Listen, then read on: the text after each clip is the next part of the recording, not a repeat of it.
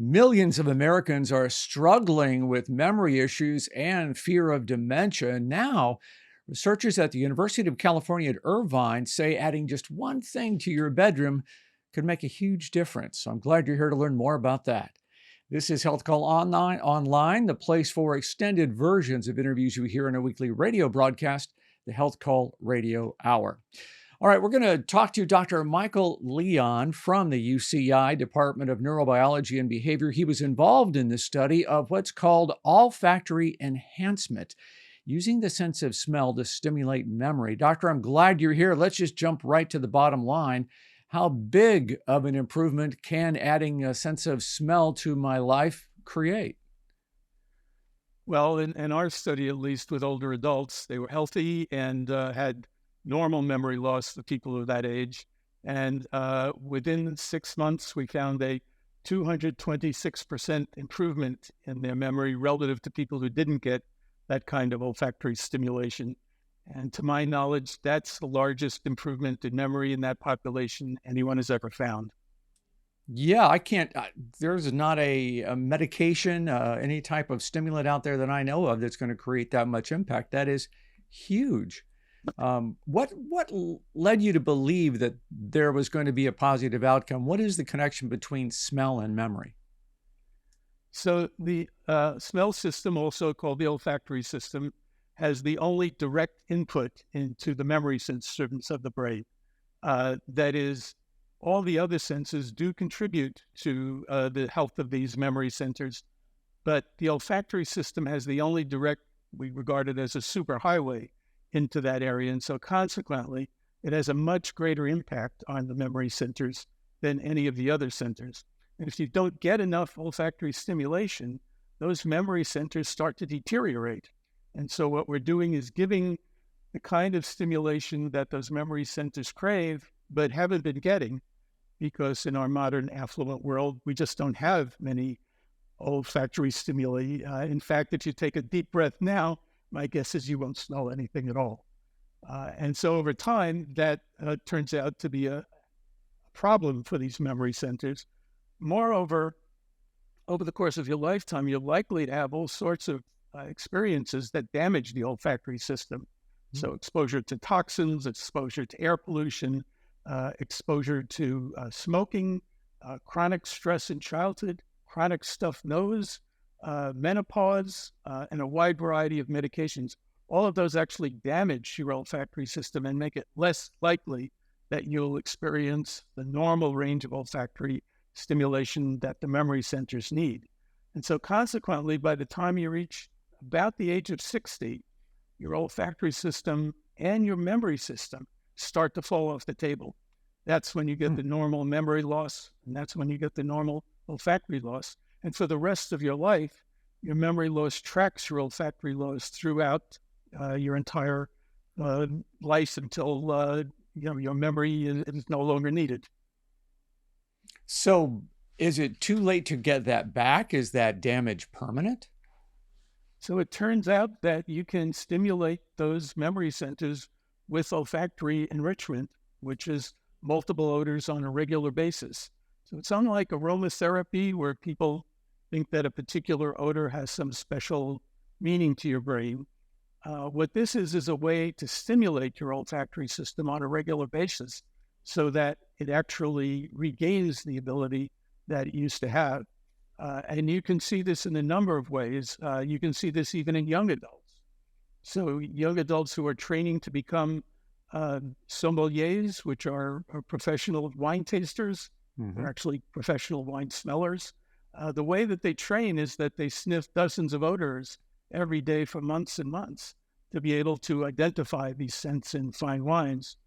And you can see that a primary memory center in their brain greatly increases in size and capability. And so you can also see this in our study, where a significant memory pathway improved to just about the same extent as the memory itself. And so you're actually improving the brain, and that allows the memory to become improved. Well, how do you know that? How was the memory of these study participants tested? Well, It's a very simple test, but very effective. It's been used thousands of times. And what it is that I read a list of 15 words to you, and then I ask you to remember them, and I read them again, ask you again, and so forth. And finally, we get a pattern where you improve to a certain point, and then you don't improve. And then 6 months later, we give you the exact same test. And that shows that you can improve your memory in just that way. And so this is a very powerful standard way of assessing memory. And the people who received olfactory stimulation were remarkably better when we tested them again. And we Yeah, also had a I'm group that familiar. didn't This get, is also a test that neurologists use as they're evaluating people for dementia and symptoms of yes. Alzheimer's. So, yeah, I It's understand. also the it's also the case that the loss of olfaction is the first symptom of dementia, of Alzheimer's disease. And the olfactory superhighway is the first part of the brain to go south in Alzheimer's disease. And you can actually predict which older adults will develop mild cognitive impairment, the first step toward dementia, based on their ability to smell things. You can, among those individuals with mild cognitive impairment, you can predict which one of them will develop Alzheimer's disease. And among those, you can determine which ones are most likely to descend rapidly into their dementia, all based on their ability to smell things. Wow. Yeah, I have And heard of the peanut buttered sniff test. Are you familiar with that one? no, Oh, yeah. This goes back some time, but there was a study that said if you cannot smell a teaspoon of peanut butter held approximately 2 inches from your nose, you're at accelerated risk for dementia. So yeah, that kind of is the same thing. yeah. And in fact, all forms of dementia are accompanied by olfactory loss. So Lewy body dementia, frontotemporal dementia, Mhm. Creutzfeldt-Jakob dementia, semantic dementia, all of them are accompanied by olfactory loss. And in fact, virtually all neurological and psychiatric disorders are accompanied by olfactory loss. So anorexia, anxiety, ADHD, depression, epilepsy, stroke, all of them have olfactory loss. And in fact, I've counted 68 different neurological and psychiatric disorders, all of them accompanied by olfactory loss. And it's not just those problems. The diseases that you're most likely to die of, heart disease and cancer, along Mhm. with lung disease, liver disease, and kidney disease, all of those are accompanied by olfactory loss. So it's maybe no surprise that by middle age, there are now 7 large epidemiological studies that show that your all-cause mortality, that is, whether you live or whether you die for any reason, by middle age can be predicted by your ability to smell things. Wow. Okay, you got me hooked. I'm on board. So your research indicated, well, let's just talk about the study itself. The participants slept in just an ordinary bedroom and Yeah, were exposed to a different smell every night for a period of 6 months. You rotated through a series of smells. What were those right. essential oils? Oh, let me see. It doesn't really matter which ones. We just picked them because we thought they smelled nice. Okay, So good. let's That's see. that's important. So rosemary, orange, lavender, Rosemary, whatever. orange, If you like them, lemon. use Yeah, them. exactly. We just picked the ones we liked. Great. So it's not the smell itself, it's the changing, a new scent each Right, night. And right. and you have now converted this concept into a product. Tell me about what's coming out in the near future. So we've developed a device that sits on your nightstand and blows 40 odors at you twice a night while you're sleeping. So no effort is needed, and that's important because you ask people to do something on a regular basis, they're unlikely to Yeah, do it. yeah. Uh, and and so what this does is it gives you the kind of stimulation that your brain needs. And in fact, there's a study out of South Korea that shows that if you give 40 odorants twice a day to demented older adults, they have a very large improvement in their memory and their depression symptoms. And so this allows you to get that kind of stimulation without opening and closing 80 bottles and sniffing it every day. Now, that is just huge. I want you to go back over that again. You said that if I'm already in a state of dementia or memory loss, exposure to 40 smells a day can reverse, no, not reverse, but improve it. To what extent? How much are we talking about here in terms of activities of daily living? So it's 40 odors twice a day. Twice a day. And they found improvements on 5 different memory tests, and their improvements ranged up to 300% better than demented adults that didn't get it, and up to 325% improvement in their depression symptoms. So these are extraordinarily spectacular outcomes. These are far, far better than the hundreds of clinical trials using a variety of drugs for dementia. It's a mile better than anything that anybody has ever found. And unlike those drugs, there are no serious adverse consequences as they are with those drugs. Well, yeah, Namenda, Aricept, all of those drugs prescribed for Right? Alzheimer's, they're moderate, minimal improvement is what we're saying. Modest, modest is the way I think of it.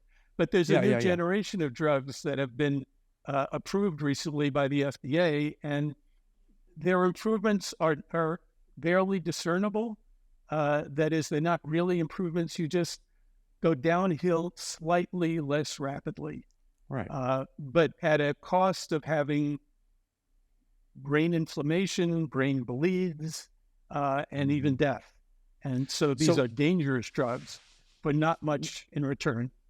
what is the cost of the device that you have patented? What do we know what that's going to be?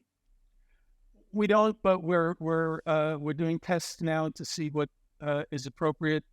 But they're designed to be consumer products, and so they'll be affordable. Anyone should be able to get them. So you don't have to go through an FDA certification process, nothing like that. It's just going to be a consumer product. Now, the FDA has told us that we can market this without their approval.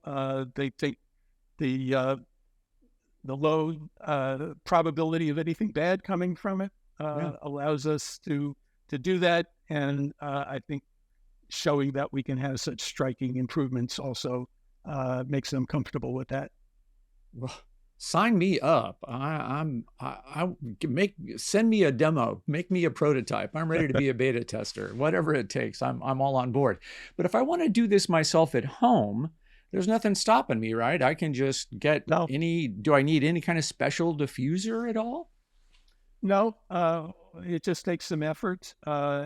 If you're using a single diffuser with a single bottle, you'll need to empty it and fill it every night. We actually got additional bottles with additional tops that screw into the diffuser that we used. So we just had them lined up and labeled so that you could do it easily. But there's nothing stopping anybody from doing it. And I'm sure a lot of people will try that. Well, I hope so. I mean, why wouldn't I? It seems like if I'm seeing that much improvement, and let me just go back to that a second. So you did word recall testing, but what about activities of daily living and my short-term memory? You know, one of the problems with dementia is not just that you forget words, you forget associations. You don't know what the spoon is supposed to do for you, not just where it goes in the drawer. Does this type of improvement in memory come along? So we haven't tested for that yet, but we're going to do a much larger trial with many more tests and many more people. And we think we'll be able to find out many more details about exactly what kind of memories are improved, how long they last, and whether they make an actual impact into the daily life of people. We also would like to do it with people who are already demented to see if we can duplicate the effects of that trial with 40 odors twice a night with our device. And I think there's also an opportunity to try this with people with other neurological problems, but also with healthy young adults who want an edge, because if they can improve their memory centers, they will probably have a big impact on their lives. And there are also children who are growing up, and many of them have had adverse childhood experiences that impact both their olfactory system and their ability to learn and remember things. And we think that's going to be an important area for us to research in the coming year. You know, that this is also interesting. I recently talked with Dr. Michael Roizen, who's a longevity specialist, and he indicated that one of their indicators of your longevity and your health span is your zip code driven by the amount of air pollution involved. So this kind of, I Yeah. could see that connection coming back around, right? If my olfactory senses are being damaged by environmental exposures, that has a long slide kind of tail that has a huge public health consequence. Yeah. And in fact, air pollution will damage the olfactory system, and it will also negatively impact your ability to learn and remember things.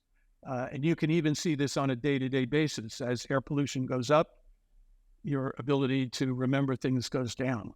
So test scores vary based on the air pollution in your neighborhood. So let's think about this from a public health standpoint.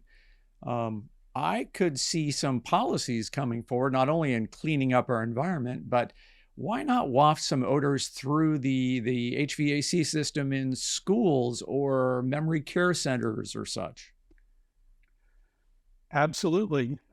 We think this can benefit virtually everybody. In fact, we think that most people in our modern affluent world are deprived of olfactory stimulation, and their brain is deprived of the kind of stimulation that will keep their memory centers and their emotional centers healthy for the rest of their lives.